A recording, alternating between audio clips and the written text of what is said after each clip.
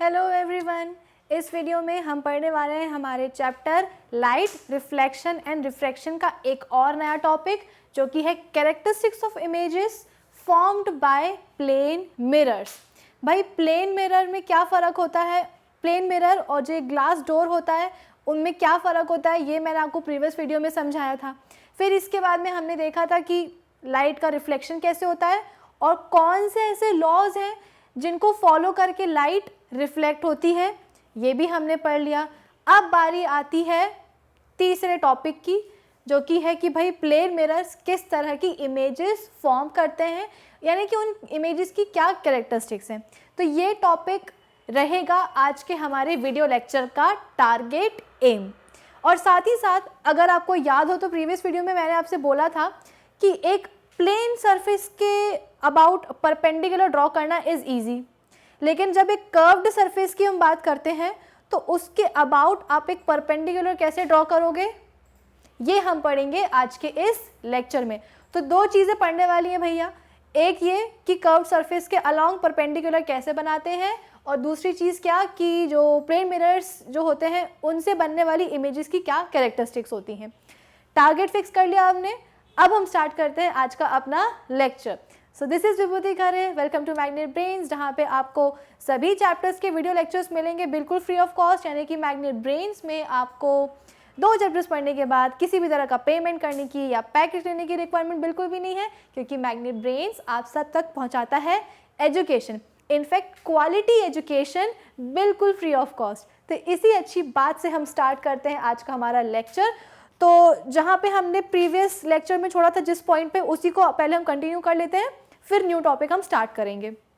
तो भाई एक रिकैप कर लें, क्या रिवीजन कर लेते हैं। क्या पढ़ा था प्रीवियस लेक्चर में हमने कि जिस तरह से एक बॉल को स्ट्राइक करो वॉल पे तो वो बाउंस बैक होकर के हमारे हाथ में आ जाती है। सिमिलरली जब आप एक लाइट को स्ट्राइक करोगे एक सरफेस पे, रिफ्लेक्टिंग सरफेस पे, तो वो टकरा करके वापस हम तक आ जाती है।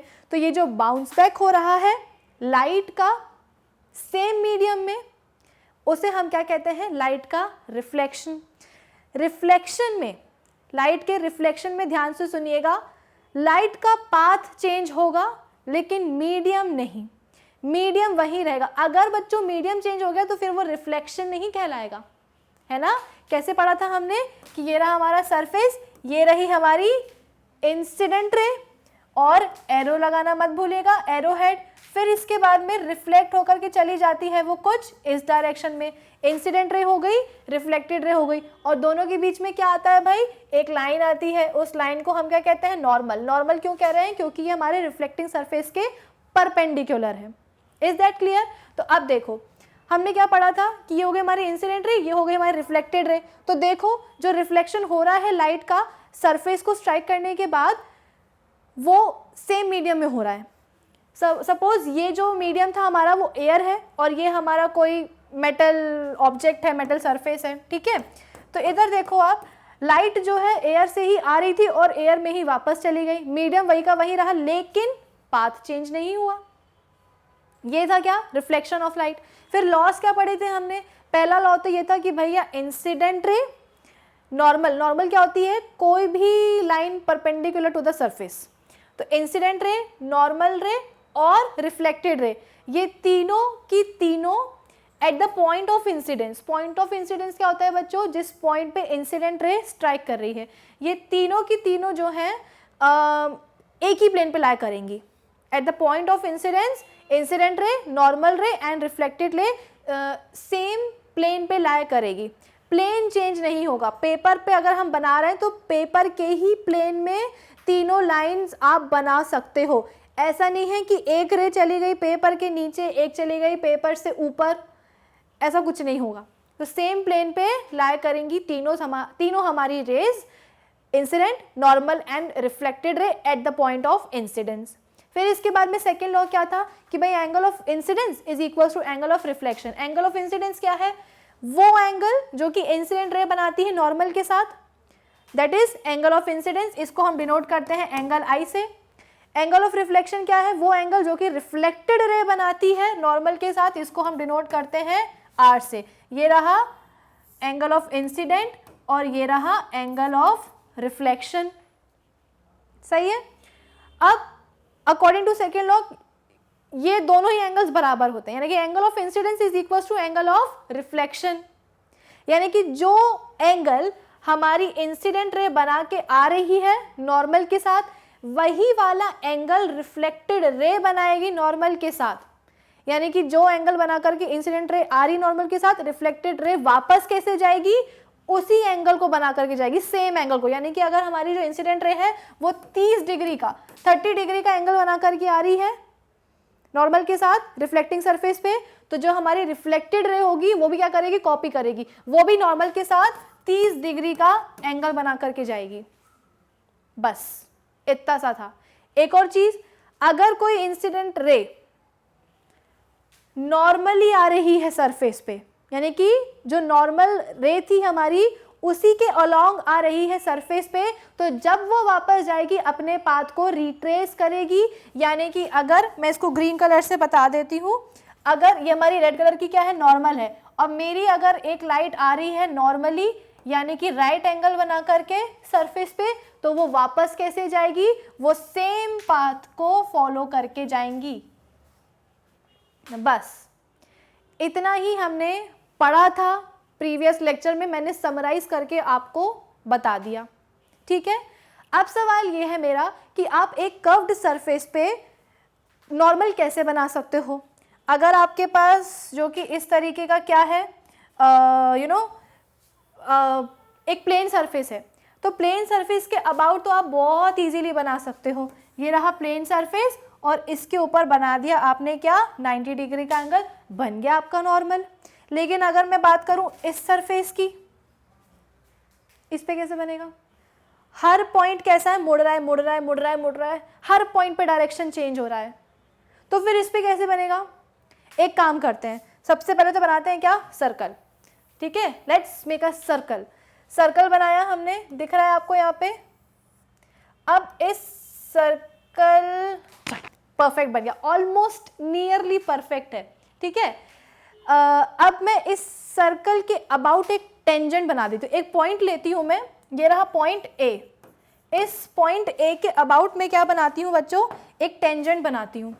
ठीक है। टेंजेंट क्या होता है बच्चों, जिनको पता है बहुत अच्छी बात है, जिनको नहीं पता वो सुन लो। टेंजेंट बहुत एक शातिर लाइन होती है, वो क्या करती है, सर्कल को सिर्फ एक पॉइंट पे टच करके जाती है और कहीं टच नहीं करेगी। ये जो आपको लाइन दिख रही है, ये मैंने टेंजेंट जो ड्रॉ किया है पॉइंट ए के अलोंग, ये सिर्फ और सिर्फ लाइन इस सर्कल को पॉइंट ए पर ही टच करेगी, बाकी और कहीं टच नहीं करेगी। अगर मैं एक पॉइंट ले लूं यहाँ पे, कौन सा, बी, इस बी पॉइंट के अलोंग में एक टेंजेंट बनाऊं, तो टेंजेंट कैसा जाएगा, ये जो लाइन बनी है, ये जो टेंजेंट बना है, ये इस सर्कल को सिर्फ एक ही पॉइंट पे टच करेगी, वो होगा पॉइंट बी। तो टेंजेंट क्या है, एक वो लाइन है जो कि सर्कल को सिर्फ एक बार टच करती है। ठीक है। तो हमने स्टार्ट कहाँ से किया था, हमने पॉइंट ए से स्टार्ट किया था। हमने क्या किया, सर्कल के सर्कमफेरेंस पे एक पॉइंट ले लिया ए, और इस पॉइंट ए के अलोंग मैंने क्या किया, एक टेंजेंट ड्रॉ कर दिया है। अब मैं आपसे बोल रही हूँ कि अब इस टेंजेंट के अलोंग आपको क्या करना है, एक परपेंडिकुलर लाइन बनानी है। ठीक है। इसके अलोंग आपको एक परपेंडिकुलर लाइन बनानी है।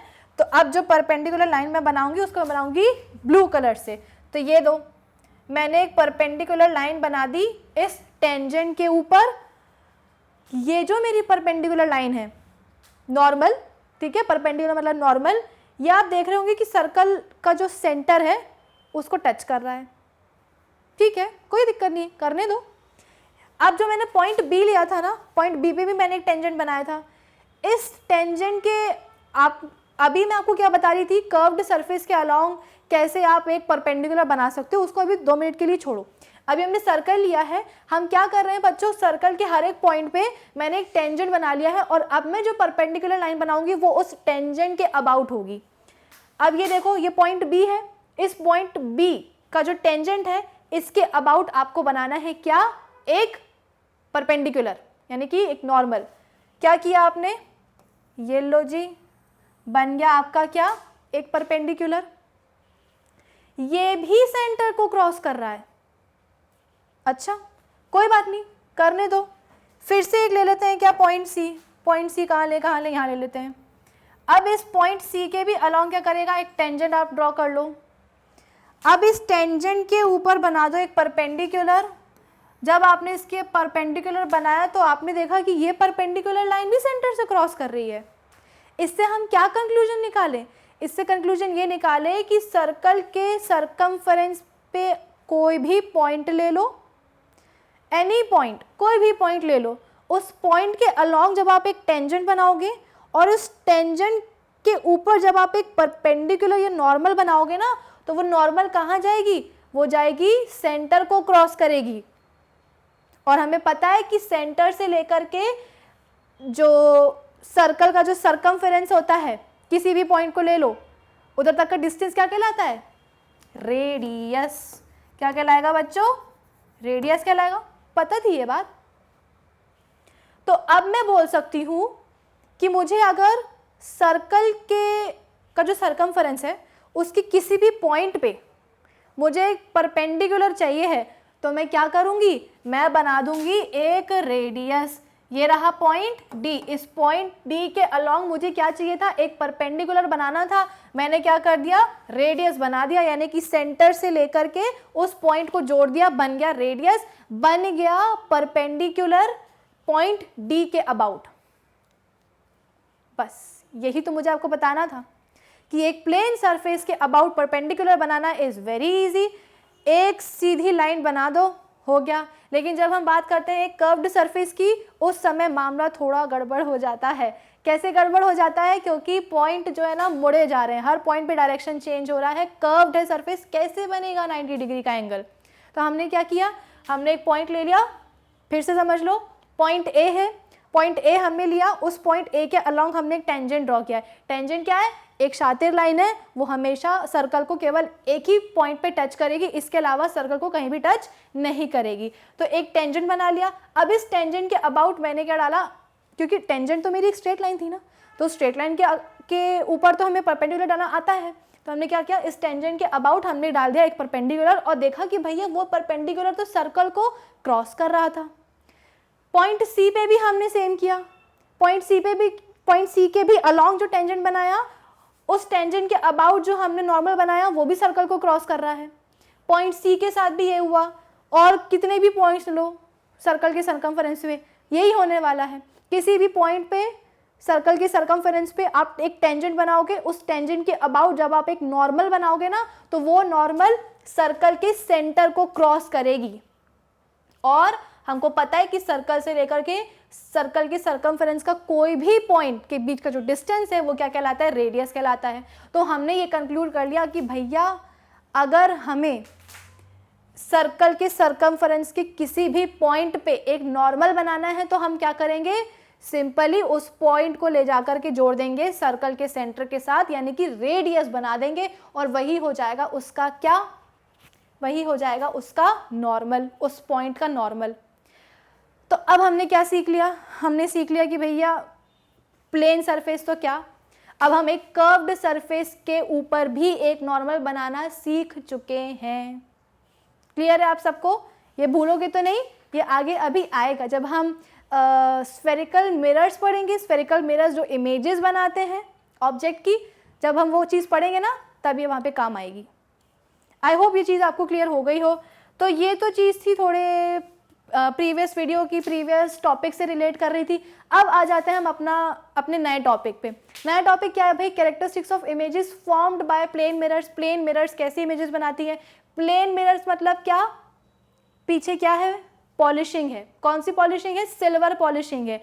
क्यों की गई है, क्योंकि सिल्वर हमें पता है कि अप्रॉक्सीमेटली 98% जो लाइट है वो उसको रिफ्लेक्ट कर देता है, और जब हम इस रिफ्लेक्शन को देखते हैं तभी हमें शीशे में अपना चेहरा देखने को मिलता है, हम देख पाते हैं। तो हमें बेसिकली एक ऐसा ही तो रिफ्लेक्टिंग सरफेस चाहिए है जो लाइट को रिफ्लेक्ट करे, ताकि उस रिफ्लेक्टेड लाइट को जब हम देखें तो हमें अपना चेहरा दिखे। तो प्लेन मिरर और ग्लास डोर में क्या फ़र्क है ये हम देख चुके हैं, चलो ठीक है। अब फर्स्ट कैरेक्टरिस्टिक जो है प्लेन मिरर की से बनने वाली इमेजेस की, वो क्या है, the image of a real object is always virtual, such an image can not be taken on a screen. यानी कि ये बोल रहे हैं कि अगर आप एक प्लेन मिरर के सामने एक रियल ऑब्जेक्ट रख दो तो उस पे बनने वाली जो इमेज है वो वर्चुअल होगी। वर्चुअल को मैं क्या कह सकती हूँ? वर्चुअल को मैं कह सकती हूँ नॉट रियल। अच्छा जी, प्रूफ करके बताइए। बता देते हैं, एक काम करते हैं, ये आपको इमेज दिख रही है आपको क्लियर? ठीक है, अब यहाँ क्या हो रहा है, ये इमेज फिर भी थोड़ी सी आपके लिए मुश्किल हो जाएगी। हम समझते हैं तो एक बेसिक इमेज से समझ लेते हैं। ठीक है, यहाँ पे आपको मुझे थोड़ी सी स्पेस चाहिए समझाने के लिए एक्चुअली, और कोई बात नहीं है। यहाँ पे आपको स्पेस दिख रही है, अब ध्यान से देखना। ये है क्या? एक ऑब्जेक्ट। ठीक है, ये है एक ऑब्जेक्ट और इसके सामने रखा हुआ है ये एक मिरर। हमेशा याद रखना बच्चों कि जब भी आप किसी ऑब्जेक्ट की इमेज बनाते हो मिरर पे, तो हमेशा आपके पास मिनिमम 2 रेज होनी चाहिए, 2 इंसिडेंट रेज होनी चाहिए, तभी आप एक ऑब्जेक्ट की इमेज बना सकते हो मिरर पे। ठीक है, तो देखो ये रहा मेरा एक ऑब्जेक्ट जिसको मैंने रिप्रेजेंट किया है एक एरो से, एरो हेड भी लगा है और उसके सामने रखा हुआ है क्या? एक मिरर। ठीक है, अब देखो, अब मैं क्या बात कर रही हूँ, अब मैं इस एरो हेड का जो पॉइंट है ना, इस पॉइंट से निकल रही हैं 2 रेज। ठीक है, इस पॉइंट से निकल रही हैं क्या बच्चों? 2 रेज निकल रही हैं। एक तो कैसी निकली? सीधी सीधी निकली, यानी कि परपेंडिकुलर निकली मिरर के अबाउट। ठीक है, और दूसरी कैसी निकली? दूसरी निकली थोड़ी टेढ़ी। ये रहा मेरा ऑब्जेक्ट जिसको मैंने एक एरो हेड से रिप्रेजेंट किया, एरो से और एरो हेड से, उसके सामने रखा हुआ है एक प्लेन मिरर। ठीक है, ये इस तरह से डिनोट किया जाता है प्लेन मिरर। ये dash dash dash dash dash dash क्या है? ये डैश बता रहा है कि भैया पीछे पॉलिशिंग है, ग्लास डोर नहीं, ये प्लेन मिरर है, आईना है। ठीक है, ये डैश डैश क्या बता रहा है कि पीछे मस्त पॉलिशिंग करी गई है। ठीक है, अब देखो इस पॉइंट से निकल रही है 2 रेज, एक जा रही है प्लेन मिरर के अबाउट नॉर्मली, यानी कि 90 डिग्री का एंगल बना रही है, और ये जो दूसरी रे जा रही है, दूसरी रे जो जा रही है वो एक पर्टिकुलर एंगल बना करके स्ट्राइक कर रही है हमारे मिरर पे।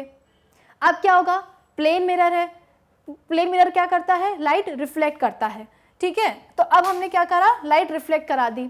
तो ये तो हम पढ़ चुके हैं ऑलरेडी कि जो लाइन परपेंडिकुलरली हिट करती है, जो रे परपेंडिकुलरली हिट करती है रिफ्लेक्टिंग सरफेस को, वो रिफ्लेक्ट कैसे होती है? अपने पाथ को फॉलो करती है, रिट्रेस करती है। तो ये वाली जो लाइन जा रही है ये क्या करेगी? ये उसी डायरेक्शन को, सेम पाथ को फॉलो करेगी। ये लो, और ये जो दूसरी वाली है यानी कि इंसिडेंट रे, दूसरी इंसिडेंट रे, ये क्या करेगी? जो एंगल बना करके आई है नॉर्मल के साथ, ठीक है, ये रही क्या? नॉर्मल। नॉर्मल थोड़ी सी पीछे हो गई है, इसको आगे ले लेते हैं। ठीक है, ये रही क्या? नॉर्मल। अब इंसिडेंट रे जो भी एंगल बना करके आई है नॉर्मल के साथ, जो रिफ्लेक्ट होगी वो रिफ्लेक्टेड रे भी सेम एंगल बना करके जाएगी नॉर्मल के साथ। ठीक है, तो रिफ्लेक्टेड रे को मैंने यहाँ पे ले लिया क्या? ब्लू, तो ये लो। ठीक है, अब हमें क्या दिख रहा है? एक रे आई थी इंसिडेंट रे, जो कि कैसी थी? परपेंडिकुलर थी, और सेम पाथ को रिट्रेस करेगी वो जब वो वापस जाएगी रिफ्लेक्टेड रे। दूसरी एक एंगल बना करके आई थी और सेम एंगल बना करके वो वापस भी चली जाएगी। इतना समझ में आ गया? अब क्या होता है बच्चों कि जब भी हम आईने में अपनी शक्ल देखते हैं ना, तो हमें लगता है कि ये जो इमेज बन रही है आईने में, ये इमेज आईने के पीछे से आ रही है, ये इमेज कहीं आईने के पीछे बन रही है। ध्यान से सुनिएगा मेरी बात को, मैं यहाँ पे वर्चुअल इमेज एक्सप्लेन कर रही हूँ। ये जो पूरा चल रहा है ना, ये वर्चुअल इमेज को ही समझाया जा रहा है। क्या मैंने बोला कि जब हम अपने आप को शीशे में खड़े होकर देखते हैं तो हमें लगता है कि हमारी जो इमेज है ना, वो कहीं मिरर के पीछे बन रही है, मिरर के पीछे बन रही है। लेकिन एक तरफ मैं बोल रही हूँ कि भैया जो मिरर है मेरा, पीछे तो रिफ्लेक्टिंग सरफेस है ही नहीं, पीछे तो पॉलिश करके रखा हुआ है, तो पीछे तो कुछ बनना ही नहीं चाहिए, लेकिन हमें लगता है ऐसा कि पीछे बन रही है। अभी जो लगता है ना कि क्यों लग रहा है कि इमेज हमें पीछे बन रही है मिरर के, उसको हम देखते हैं। हम क्या करते हैं कि ये जो हमारी दोनों इंसिडेंट रे, जो रिफ्लेक्टेड रेज है ना, जो दोनों, एक ये वाली और एक ये वाली, इन दोनों को हम पीछे कहीं जोड़ते हैं। ठीक है, इन दोनों को पीछे कहीं हम जोड़ देते हैं। तो ये लो, जोड़ दी। क्या किया मैंने? मिरर के पीछे जो 2 हमारी रिफ्लेक्टेड रेज गई हैं, उनको मैंने थोड़ा सा एक्सटेंड किया है पीछे की तरफ। ठीक है, और एक्सटेंड करते करते मैंने देखा कि अरे ये तो इस पॉइंट पे जुड़ गई, जुड़ गई इस पॉइंट पे, यानी कि क्या, इस पॉइंट पे मुझे क्या दिखाई देगा, ये चीज़ दिखाई देगी, ठीक है। जिस पॉइंट से ये दोनों लाइट्स आ रही थी उसी पॉइंट की इमेज मुझे यहाँ दिखेगी, कहाँ, मिरर के पीछे। कैसे, क्योंकि मैंने जिस पॉइंट से दोनों इंसिडेंट रेज आ रही थी उनको रिफ्लेक्ट करवा दिया और उन रिफ्लेक्टेड रेज को मैंने पीछे की तरफ मिरर के पीछे एक्सटेंड किया। एक्सटेंड जब हुई तो मैंने देखा कि एक पर्टिकुलर पॉइंट पे ये दोनों मिल रही हैं और उसी पॉइंट पे हम कहते हैं कि भैया इमेज बन रही है। आई बात आपको समझ में? तो जो हमें लगता है ना कि हम जब अपने आप को, चेहरे को देख रहे हैं, अपने आप को देख रहे हैं मिरर में, तो ये जो इमेज है वो मिरर के पीछे बन रही है, वो इसलिए बन रही है, ठीक है, कि हमें लग रहा है, जबकि ऐसा है नहीं। तो ये जो आपको इमेज दिख रही है बच्चों, ये क्या है, ये रियल तो है नहीं, ये नॉट रियल है। नॉट रियल मतलब क्या, वर्चुअल। अभी बताया था मैंने कि प्लेन मिरर जो इमेजेस बनाते हैं उसकी एक कैरेक्टरिस्टिक क्या है कि वो इमेजेस कैसी होती हैं, वर्चुअल होती हैं, यानी कि नॉन रियल। कैसे, क्योंकि हम ये हमारा परसेप्शन होता है बच्चों, कि हम जब अपने आप को देख रहे हैं तो हमें लगता है कि वो इमेज मिरर के पीछे बन रही है, मिरर के पीछे से आ रही, जबकि ऐसा है नहीं, ठीक है, जबकि ऐसा है नहीं। हम बोलते हैं कि जो वर्चुअल इमेजेस हैं वो कब बनती हैं, वर्चुअल इमेजेस हम बोलते हैं वो तब बनती हैं जब रिफ्लेक्टेड रेस कैसी हो, डाइवर्जेंट हो, मतलब स्कैटर हो रही हो, फैल रही हो। इस स्टेज पे हमको क्या लगता है जब हम आगे से देखते हैं मिरर को, कि ये जो रिफ्लेक्टेड रेस है ना, ये पीछे किसी पॉइंट से आ रही हैं, जबकि वो पीछे से नहीं आ रही होती हैं, वो तो इस रिफ्लेक्टिंग सरफेस से ही आ रही होती हैं, लेकिन हमें लगता है ऐसा।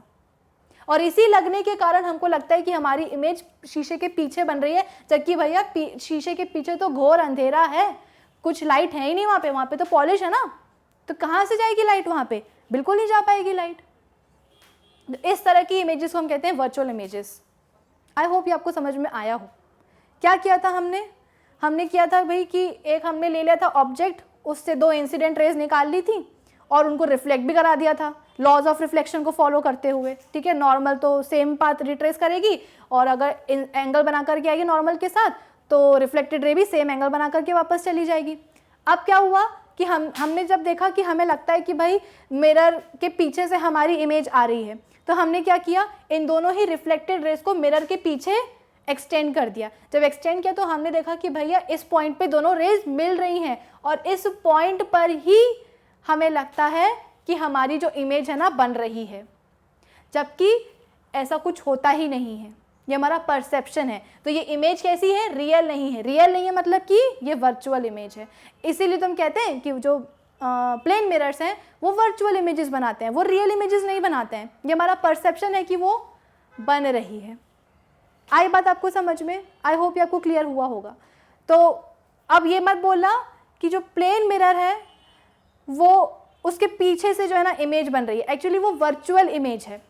हमें लगता है कि जो लाइट है ना वो मिरर के पीछे से रिफ्लेक्ट होकर के आ रही है, डाइवर्ज हो रही है, जबकि ऐसा है नहीं, वो मिरर से ही रिफ्लेक्ट होकर के वापस जा रही है। लेकिन हमें ऐसा लगता है कि कहीं ना कहीं मिरर के पीछे से किसी पॉइंट से रिफ्लेक्ट हो रही हैं और डाइवर्ज हो रही हैं। आई होप ये चीज़ आपको समझ में आ गई होगी। वर्चुअल इमेज का कंसेप्ट यही है। रियल इमेज का जो कंसेप्ट है वो हम पढ़ लेंगे जब हमें रियल इमेज जब जहाँ बनेगी ना। अभी प्लेन मिरर में वर्चुअल इमेज बन रही थी तो हमने वर्चुअल इमेज पढ़ ली, जब जहाँ रियल इमेज बनेगी जिस मिरर में उसको वहाँ निपटा लेंगे, ठीक है। तो फर्स्ट पॉइंट क्लियर है। सेकंड क्या है, the image formed in the plane mirror is always erect, that is upside of the object and vice versa. जब आप खड़े हो तो प्लेन मिरर के सामने तो आपके मुंह के सामने आपको आपका मुंह दिखता है, ठीक है, बॉडी के सामने आपको अपनी बॉडी दिखती है, ऐसे उल्टे तो नहीं दिखते। अब मैं उल्टा होकर नहीं बता सकती, ठीक है। तो आपको हमेशा अपनी जो इमेज है वो इरेक्ट दिखती है, ठीक है ना, यानी कि अपराइट दिखती है। जैसे आप खड़े हो आपको अपनी इमेज वैसी दिखेगी, ऐसी उल्टी नहीं दिखेगी, अपसाइड डाउन इमेज नहीं मिलेगी आपको। क्यों? क्योंकि ये वर्चुअल ये मिरर प्लेन मिरर के का कैरेक्टरिस्टिक है कि वो जो इमेज बनाएगा वो कैसी होती है, ऑलवेज इरेक्ट, हमेशा इरेक्ट होगी, यानी कि अपराइट होगी। बच्चों ये जो वर्चुअल और ये जो इरेक्ट वर्ड है ना, देखो हैंड इन हैंड हमेशा साथ में रहते हैं। आगे जब हम डिफरेंट इमेज फॉर्मेशंस देखेंगे ना तो इसमें आपको इन्वर्टेड, रियल वगैरह भी देखेगी। तो वर्चुअल और इरेक्ट दोनों साथ में रहते हैं। इन्वर्टेड एंड रियल हमेशा साथ में रहते हैं, ठीक है। आई होप ये चीज़ आपको क्लियर हुई हो। फिर थर्ड कैरेक्टरिस्टिक क्या है, the size of the image in the plane mirror is always the same size of the object. भाई जितना साइज आपका रहता है, आपके फेस का रहता है, सेम साइज की ही इमेज बनती है ना। ऐसा नहीं होगा कि आपका मुंह बड़ा है और शीशे में जो आपके मुंह की इमेज बन रही है वो छोटी है, नहीं। जो एक्चुअल साइज है ना, चाहे आपका या कोई भी ऑब्जेक्ट रख दो मिरर के सामने, उसी एक्चुअल साइज की ही इमेज बनाएगा कौन, प्लेन मिरर। फिर इसके बाद में the image formed in a plane mirror is as far behind the mirror as the object is in front of the mirror. Same distance पे अगर मैं मिरर के सामने 1 मीटर पे खड़ी हूँ तो जो मेरी इमेज है वो भी कैसी होगी, 1 मीटर के डिस्टेंस पे ही होगी। मतलब ऐसा नहीं है कि अगर मैं खड़ी हूँ 1 मीटर डिस्टेंस पे प्लेन मिरर से तो जो मेरी इमेज है वो ऐसा लगेगा कि मैं बहुत मिरर के पास खड़ी हूँ, ऐसा नहीं है। जितने एक्चुअल डिस्टेंस पे मैं खड़ी हूँ, जो मेरी इमेज बनी है मिरर पे, वो इमेज यही बताएगी कि मैं 1 मीटर डिस्टेंस पे ही खड़ी हूँ। ऐसा नहीं कि मैं बहुत दूर दिखूंगी इमेज में या मैं बहुत पास दिखूंगी। जो एक्चुअल डिस्टेंस पे मैं खड़ी हूँ उसी के अकॉर्डिंग इमेज बनेगी। और एक लास्ट पार्ट क्या है, the image formed in plane mirror is laterally, that is the left side of the object becomes the right side of the image and vice versa. Laterally inverted होती है, inverted but खा गए यहाँ पे हम, actually यहाँ पे inverted लिख देना, इन्वर्टेड होती है। इन्वर्टेड मतलब मैंने आपको क्या बताया था, उल्टा। लेकिन हमारी जो इमेज होती है वो इरेक्ट होती है, लेकिन लेटरली इन्वर्टेड होती है। यानी कि आप मिरर में वेव करोगे अपना राइट हैंड तो मिरर में जो आपकी इमेज बनेगी वो वेव करेगी आपका उसका लेफ्ट हैंड। अगर आप वेव करोगे अपना लेफ्ट हैंड तो मिरर पे जो इमेज बनेगी उसका हाथ कौन सा वेव होगा, राइट वाला। तो ये क्या होगा, लेटरली इन्वर्टेड। वर्चुअल, इरेक्ट और कैसी, लेटरली इन्वर्टेड, ठीक है। और जो साइज रहेगा ऑब्जेक्ट इमेज का वो बराबर रहेगा और जो डिस्टेंस है वो वैसा का वैसा रहेगा। ऐसा नहीं कि मैं 1 मीटर के डिस्टेंस पे खड़ी हूँ तो मेरी जो इमेज है वो ऐसा लग रहा है कि बहुत दूर है, मैं बहुत दूर हूँ या मैं बहुत पास हूँ मिरर के। जितने डिस्टेंस पे मैं खड़ी हूँ उतने ही डिस्टेंस की इमेज बना करके दे देगा मुझे प्लेन मिरर। तो बच्चों ये कुछ कैरेक्टरिस्टिक्स हैं प्लेन मिरर के। आई होप ये आपको समझ में आ गए होंगे, ठीक है। ये वही लिटरली इन्वर्टेड वाला केस है। चलो भाई, तो इसी के साथ हमारा आज का लेक्चर खत्म होता है। आई होप आपको समझ में आया होगा। अब नेक्स्ट वीडियो में हम बात करेंगे कुछ और नए टॉपिक्स की। तब तक आपको क्या करना है, हमारी ऑफिशियल वेबसाइट विजिट कर लो। सभी चैप्टर्स के वहाँ पे आपको वीडियो लेक्चर्स प्लेलिस्ट में मिल जाएंगे, सभी टॉपिक के नोट्स भी मिल जाएंगे। So do visit our official website magnetbrains.com. Till then, keep learning with Magnet Brains. Thank you for watching.